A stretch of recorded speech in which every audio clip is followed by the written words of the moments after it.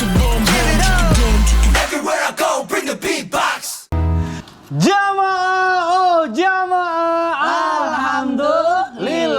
Alhamdulillah jamaah, masih di Islam itu Indah, dan hari ini kita sedang membahas tema Ikhlaslah engkau seperti surat Al-Ikhlas. Masya Allah, di segmen sebelumnya banyak sekali ilmu yang kita dapat dari guru-guru kita, di mana ikhlas itu ternyata kita tidak bisa menilai orang lain, tapi yang harus kita nilai itu ikhlaskah diri kita dalam bersedekah, dalam beribadah. Mantap kata-katanya. Kan itu dari Ustadz Maulana tadi saya ambil. Baik, kita lanjutkan pembahasan kita hari ini. Selanjutnya tadi ada pertanyaan saya belum sempat dijawab, dipotong sama Ustadz Syam tadi, udah dilihat tatap matanya. Yang disuruh kita tatap-tatap ya. Tahan nafas, kita udah tahan nafas selama tadi. Ustadz Syam, Afwan izin bertanya nih. Ya, siap. Bagaimana nih kita bisa meniru kisah Ummu Sulaim dan Abu Tolhah ya? Abu Tolhah yang bisa ikhlas dan merelakan orang yang pergi selama-lamanya meninggalkan kita. Nah, ini kita pengen tahu nih. Silakan. Bismillahirrahmanirrahim. Tabe AA, Ustadz Maulana, Mas Mikdad serta guru-guru kami yang dimuliakan Allah Subhanahu wa taala. Berbicara tentang keridhaan ataupun segala sesuatu karena Allah yang biasa kita istilahkan dengan kata atau kalimat ikhlas, kemurnian hati kita kepada Allah Subhanahu wa taala, tersebutlah seorang sahabat yang keislamannya yakni menikahnya ia dengan seorang wanita bernama Rumaisyah. Rumaisyah ini yang akhirnya bergelar Ummu Sulaim disebabkan karena menikahnya dengan mahar keislaman daripada Abu Tolhah tadi. Setelah menikah ia pun dikaruniakan anak-anak oleh Allah Subhanahu wa taala. Maka suatu ketika Abu Tolhah hendak keluar meninggalkan rumahnya dalam perjalanannya. Lalu ternyata Abu Tolhah keluar menitipkan amanah yakni untuk menjaga anaknya kepada istrinya yakni Ummu Sulaim. Maka dalam perjalanan tersebut pulanglah Abu Tolhah dalam perjalanannya bertemu kembali dengan istrinya Ummu Sulaim. Disambut dengan baik oleh Ummu Sulaim, dijamu makanan yang terbaik, diberikan pelayanan yang terbaik, bak seorang pengantin baru. Mereka pun tidur bersama dan di pagi harinya setelah melaksanakan sholat subuh berjamaah, kemudian melaksanakan ibadah-ibadah yang lainnya. Lalu Ummu Sulaim bertanya kepada suaminya. Ketika sang suami bertanya, dari malam sudah bertanya, di mana anakku, di mana anakku? Namun tidak pernah dijawab oleh sang istri Ummu Sulaim dengan mengatakan istirahatlah dulu, nanti kita lihat anakmu karena anakmu sedang beristirahat dengan nyenyak. Subhanallah. Akhirnya ketika terbangun pun mereka, Abu Tolhah pun kembali menanyakan anaknya. Maka Ummu Sulaim pun bertanya kepada suaminya sebelum menjawab pertanyaan suaminya. Wahai suamiku, kira-kira kalau ada seseorang memberikan amanah kepada kita, ada yang memberikan amanah kepada kita, lalu yang memberikan amanah tadi ingin mengambil kembali amanah tersebut, apakah kita wajib mengembalikannya atau kita harus menahannya? Maka berkata Abu Tolhah, tentu kita akan kembalikan karena ini adalah titipan dia dan ini adalah hak dia. Maka dari itu pada saat ini saya ingin menyampaikan kepadamu, anak kita yang menjadi amanah dari Allah Subhanahu wa taala, titipan dari Allah Subhanahu wa taala, Allah telah mengambilnya kembali. Subhanallah. Secara manusiawi Abu Tolhah menangis, bahkan marah kepada istrinya dengan mengatakan, kenapa tidak dari semalam engkau beritahukan bahwa anakku telah menghadap Allah Subhanahu wa taala? Aku sangat mencintai anakku, kenapa engkau harus berpura-pura bahwa ia sedang istirahat dengan nyenyak? Akan kuadukan engkau kepada baginda Nabi sallallahu alaihi wasallam. Maka diadukanlah Ummu Sulaim kepada Rasulullah SAW bahwa ia telah berbohong ya Rasulullah. Ia mengatakan anakku sedang beristirahat dengan nyenyak, padahal anakku telah meninggal dunia. Jauh aku perjalanan pulang ke rumahku untuk menengok anakku, namun ternyata Allah telah mengambil anakku. Maka Nabi SAW membenarkan apa yang dilakukan oleh istrinya, yaitu Ummu Sulaim, untuk tidak yakni merusak rasa istirahat daripada suaminya.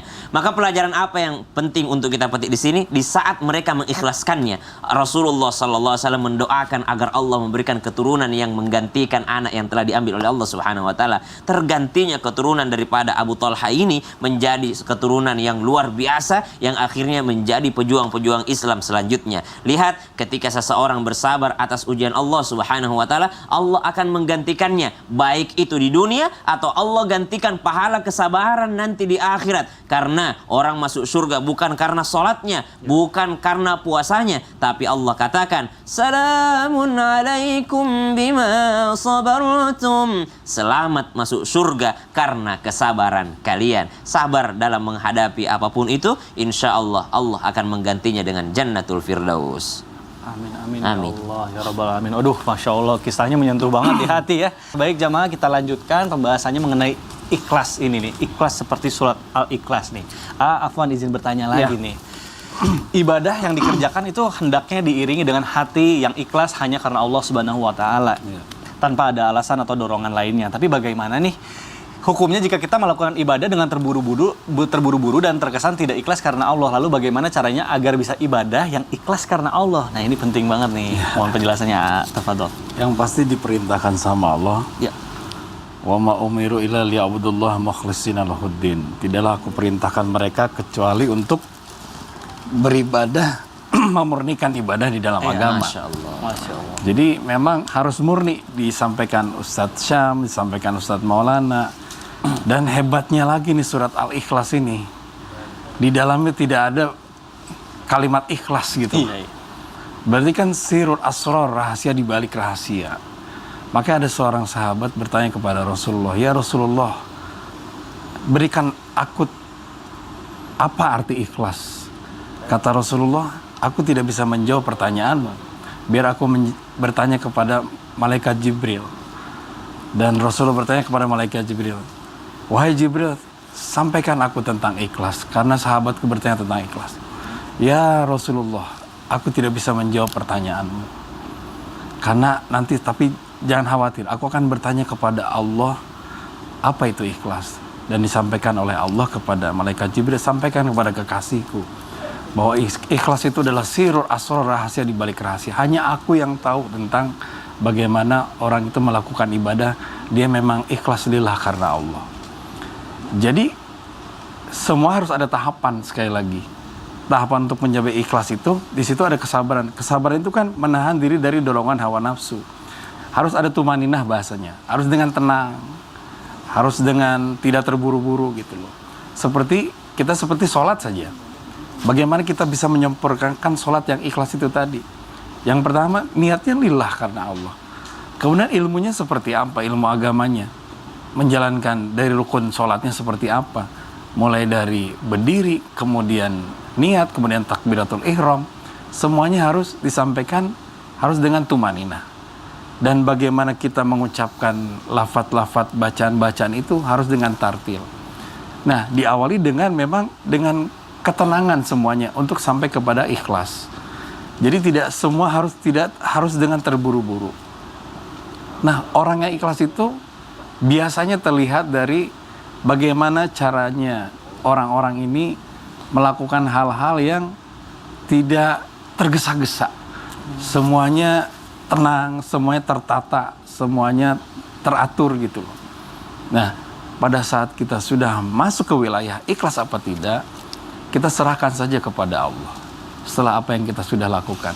Makanya sebelum kita melakukan hal untuk melakukan kegiatan ibadah untuk ikhlas apa tidak, kita minta sama Allah sebetulnya.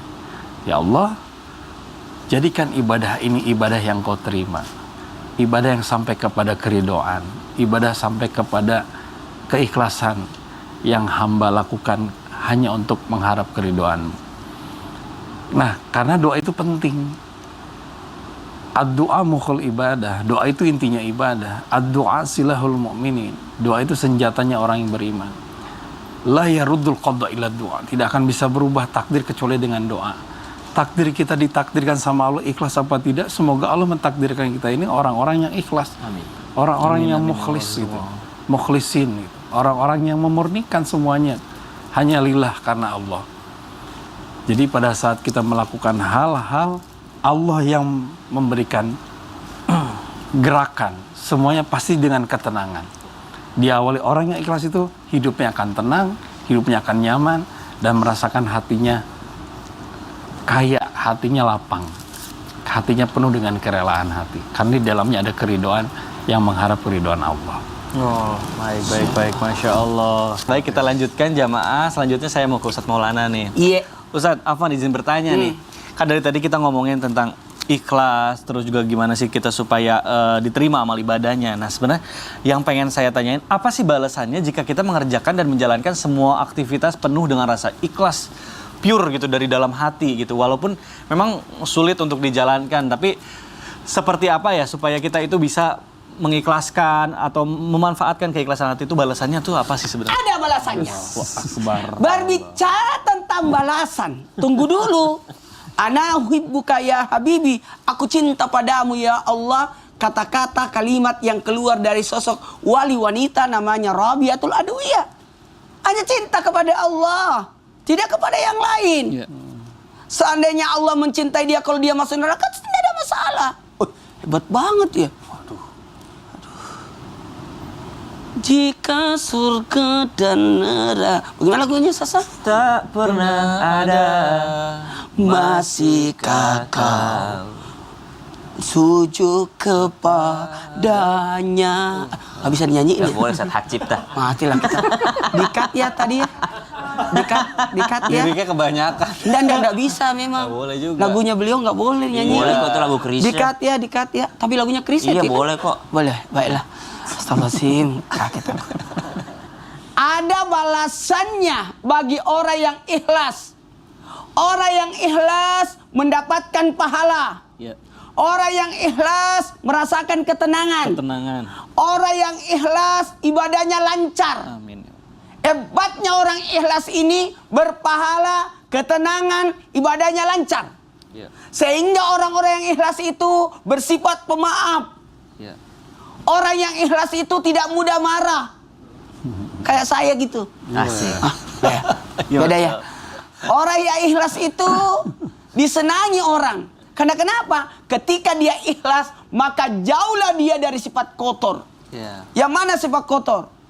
Ujub, takabur, iri. Orang-orang yang ikhlas itu luar biasa. Jadi hubungannya kepada Allah baik, hubungannya kepada sesama manusia baik. Sehingga menghadirkan untuk dirinya. Ya. Apa untuk dirinya? Hatinya jadi lapang. Ringan hidupnya. Tidak ada beban. Kalau ada orang bekerja karena sesuatu, dia berat hidupnya. Betul. Karena mau dinilai lah. Tapi kalau orang tidak mengharapkan, enak hidupnya, santai. Wallace. Asik. Enak itu. Wallace. Maka hidupnya akan syukur. Bahkan bisa menerima nikmat, bisa menerima takdir. Inilah hebatnya. Orang-orang yang ikhlas itu mendapatkan kebahagiaan baik di dunia maupun di akhirat. Sehingga atas apapun yang dia lakukan aman. Aman. Itu orang ikhlas. Maka kita akan ketemukan orang yang bisa istiqomah dalam ibadahnya. Karena kenapa? Ikhlasnya muncul. Iya. Maka ketika orang berjalan pada posisi muslim, mukmin, muttaqin, mukhlis, istiqomah, maka ini memang harus naik ke atas. Oh.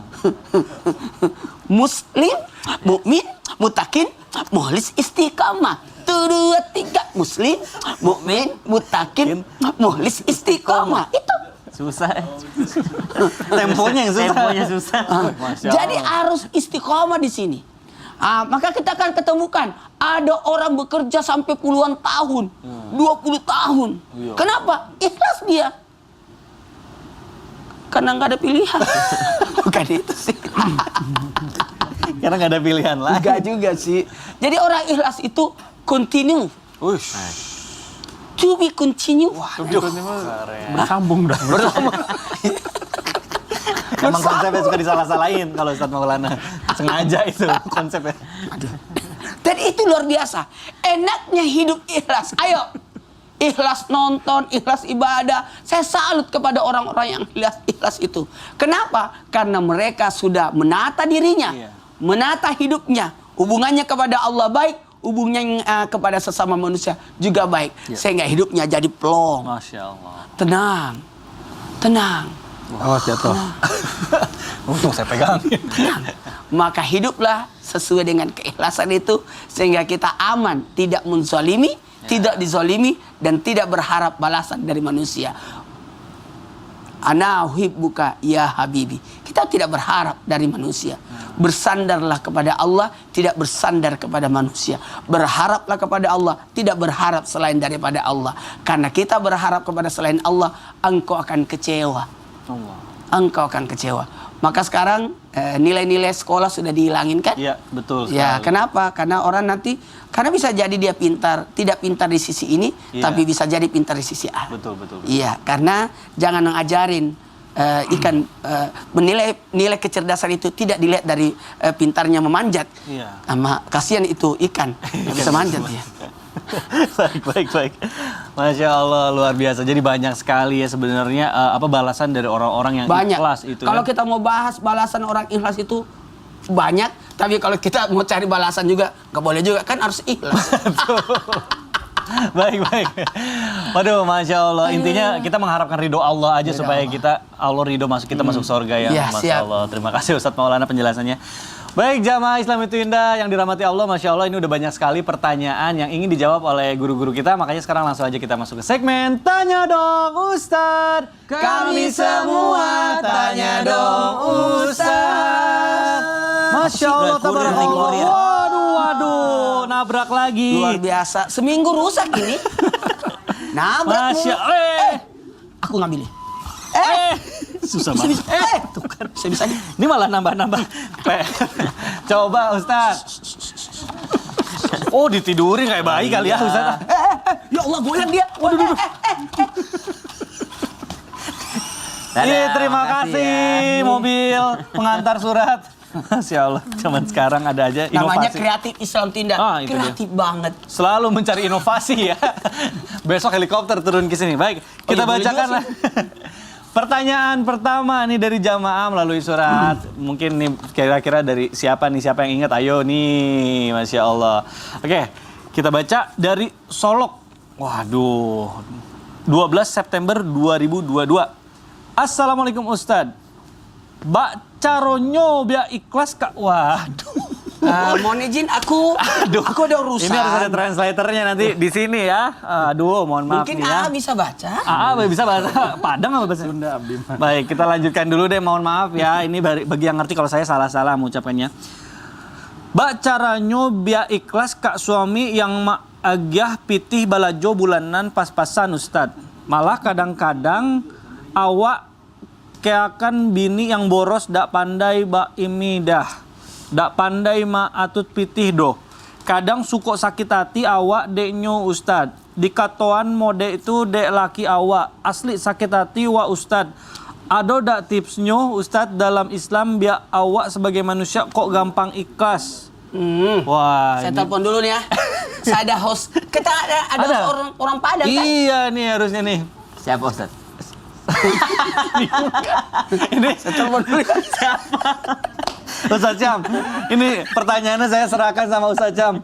Baik, waalaikumsalam warahmatullahi wabarakatuh. Penanya yang dimuliakan Allah Subhanahu wa taala, bagaimana caranya biar ikhlas? Bagaimana caranya supaya ikhlas? Jadi mengurus suami itu benar-benar karena Allah aja. Jangan-jangan itu Aceh yang nanya. Oh, bukan Ustaz, ini dari hamba Allah ini. Oh, ya. Aceh hamba Allah juga sih. Ya. Ini saya Aceh.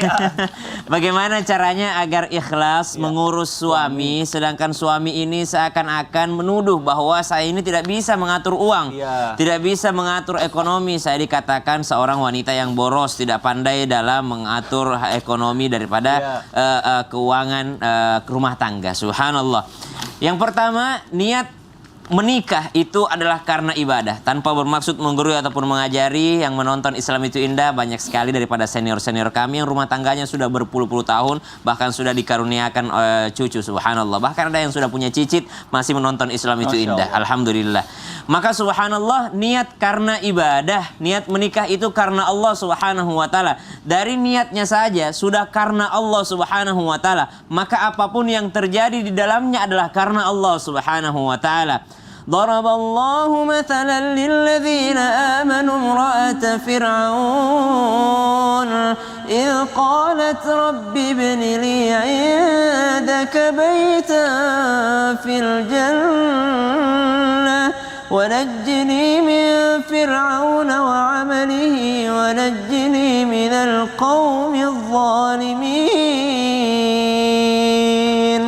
Ternyata kalau orang sudah menikah berniat karena Allah Subhanahu wa taala, diberikan satu perumpamaan oleh Allah dalam Al-Qur'an, yaitu Ratu Asia, istri atau perempuan daripada Firaun, imra'ata Firaun, yang mana ia bersabar menghadapi daripada perlakuan suaminya, dan ia pun dijanjikan oleh Allah Subhanahu wa taala balasan di surga. Tapi lihat bagaimana cara beliau agar bisa bersabar. Yang pertama, beliau sangat yakin bahwasanya dunia ini bukanlah tempat tinggal, tapi dunia ini adalah tempat meninggal. Sebentar lagi ia akan meninggalkan dunia ini. Kenapa? Dia yakin ada balasan Allah yang lebih indah daripada dunia. Istana hidup bersama dengan Firaun, maka dia pun akan mendapatkan istana yang lebih baik daripada istana yang ada di dunia ini. Yang pertama, ikhlasnya karena yakin dunia ini bukan selama-lamanya. Memang dunia ini tempatnya ujian. Ada orang diuji dengan suaminya, ada juga diuji tidak punya suami. Ada orang diuji karena anaknya, ada juga diuji tidak punya anak. Ada orang diuji karena pasangannya, ada juga orang tidak punya pasangan sampai ia meninggal dunia. Jadi dunia ini memang tempatnya ujian. Itu yang pertama.